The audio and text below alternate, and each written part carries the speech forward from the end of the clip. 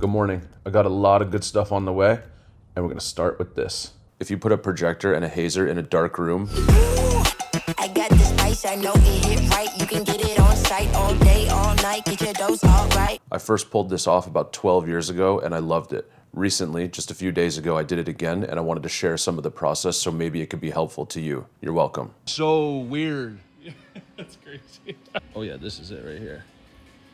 All you need is a projector and a hazer and a dark room. You can also just rent those two items. The total cost for the day is, like under $200. So with one projector and one hazer, you have like an infinite number of possibilities for making volumetric beams in the air. Years ago, when I did this for the first time when I was a young pup, I had 5 circles that I keyframed and just kind of moved them slowly. A couple days ago, I got a little more intense with it and wanted more of like a laser beam look, which was definitely achieved. I started making this stuff while in the studio, so I didn't have too much time to dial it in, but the first thing that I did was just make a white line like this. I did this in DaVinci Resolve, but you could do it in any software. The white line is just a solid color that is cropped over black. I have 4 of them here, and I first tested just one single line and just made it move up and down to see how thick I wanted the lines, and then added more lines. A dot will make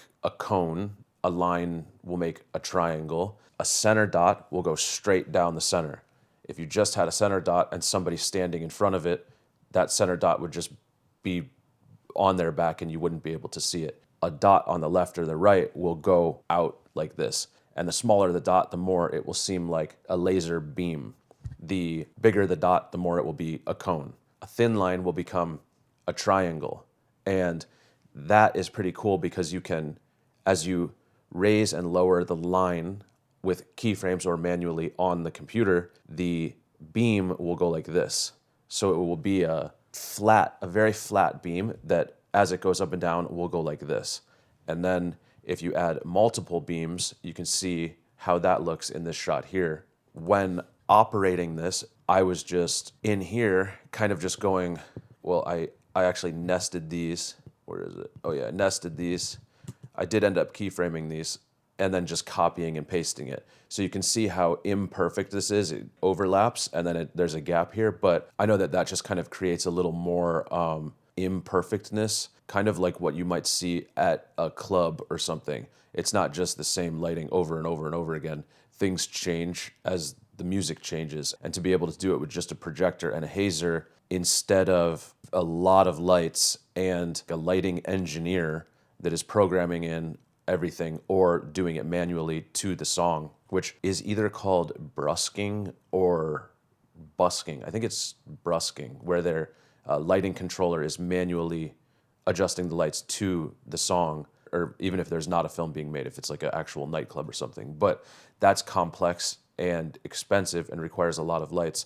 Not saying that this is the same thing, and not saying that you can light an entire club with 200 people with this, but with a person or two in the studio for a moment in a music video or whatever else you may need this for, like a dream sequence or like a part of a movie or something, it is very cool. There was also a moment when I had these beams, and I think I filmed this on my phone. I was standing in between the beams, so no light was hitting my eyes. It was the trippiest feeling being in like an end, like you couldn't tell how far away you were from the light source. You were looking at the light source, but it wasn't hitting your eye. So you can kind of put the camera in that position as well and be within this weird lighting.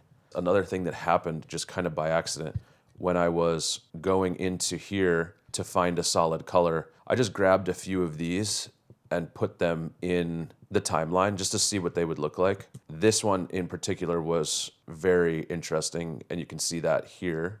These are just like built-in DaVinci Resolve effects.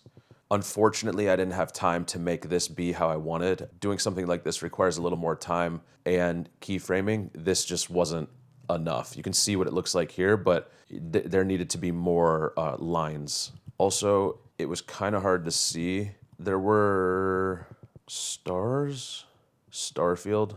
So this is kind of cool. I tried to get this to work as a way to quickly program this. I'm sure you could do something here, but you need to reduce how many stars there are and make them bigger. And with these DaVinci Resolve like pre-made effects, it's kind of weird. Like if you stretch this out, it just slows it all down instead of making it the same speed. So again, it needed more, but this could be a good starting point where you can get some movement that's already programmed in and reduce the amount of stars. So you can have fast moving light, you can have the look of laser beams, they can be any color you want. You can just leave the beams not moving at all and be within this endless light beam. I did want to experiment with adding some front light, but I didn't do that. I guess I'll just have to save that for next time. I had the projector on a beaver board on a C-stand with a stinger and a HDMI cable coming out of it as I was laying on the psych floor just off frame, manually moving around the beams on my laptop while the camera was on a tripod. But you can't see any of that. It just looks like a orb source. So you can kind of like really do it anywhere that you can get it dark. Also, this was shot on the Alexa Mini LF with the Nisi Athenas. I was very pleased with the look, and they performed very well in this situation where they do flare, but there was not any issues with like ghosting or anything with pointing a projector pretty much straight at the lens. Of course, the talent was in front of the light source, but she did step away in a few moments. The just raw experimentation with lighting over the years has always yielded me personally some cool results. Random pieces from things that were already programmed into DaVinci Resolve, I see it, I'm like, oh, I wonder what that might look like, drag it into the timeline, and it ends up being really cool. So the trying to think of new things and experimenting with things and flowing with the wind, I guess you could say, and just really trying to not so much think about other things that you've seen, but rather things that you might have within you, like a natural curiosity to explore things that might not be used in the way that they're designed. Like a projector was not designed to be used this way, but it creates something very cool on camera.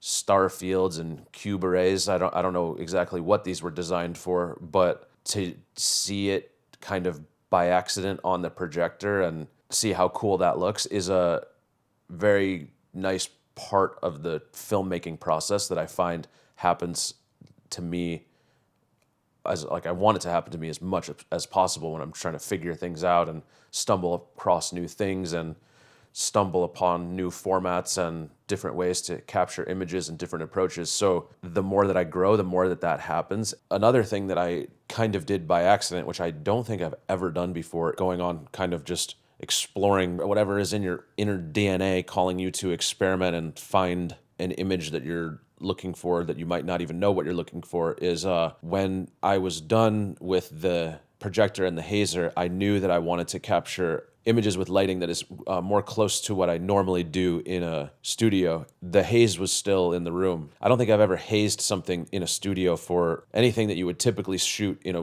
white psych studio. I don't think even one time I've ever had haze in there, but the studio was really hazed. Why would I not capture something that I've never captured before? It looked kind of cool, and I'm glad that that happened. I have a bunch of things that I want to post on this channel that I'm working on right now that are very good and give a lot of insight into different processes and shooting on film. So this is the first of that look at something that I was messing around with recently, and I have some very special stuff on the way. You know what it is, I'm a beast, alright, like, woo.